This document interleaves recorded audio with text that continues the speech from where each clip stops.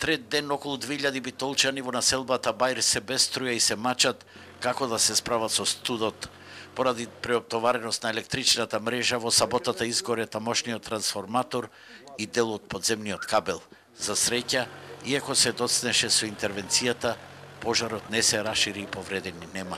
Излего во дворото тука видов и гледам чат. И фатев да викам по луѓето да викнат полиција и пожарна да дојдат да го гаснат. Почна да пукат, да онадат, а жената ми е дома непокретна и од два ја издодев со нарација кревавне.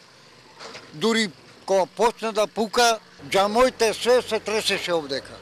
Огорчени од ваквата состојба која често се повторува, група на граѓани од македонското население кои редовно ја плаќаат струјата, отидоа на протест пред општината, бидејќи локалната власт често пати им ветувала дека проблемите ќе се решат со санирање на мрежата, а дел од ромското население се приклучува на диво и тие ги сносат последиците. Да се реши проблемот со струјата. Најголем проблем е што таму има поврзано и на на диво. Ете така. Трансформаторот не може да издржи и пука. Без струја, без грејање, без месо, без пиперки, без ништо. Буквално, се изфрли. Преждеро се одмрна, 3 дена немам напор.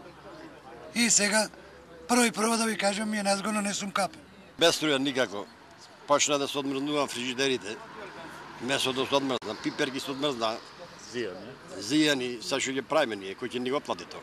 Од општината Битола велат дека овој случај не е во нивна надлежност, оставајќи го отворен проблемот во овој дел на градот. Од Евана велат дека дивите приклучоци во оваа населба се рак рана и не може прецизно да се проектира реална потрошувачка и вака се оптоварува системот. Од денеска започнаа со расчистување на изгорената опрема и за ден-два велат дека ќе се постави нова. Дотогаш горниот дел на Битолски Бајр ќе биде во мрак.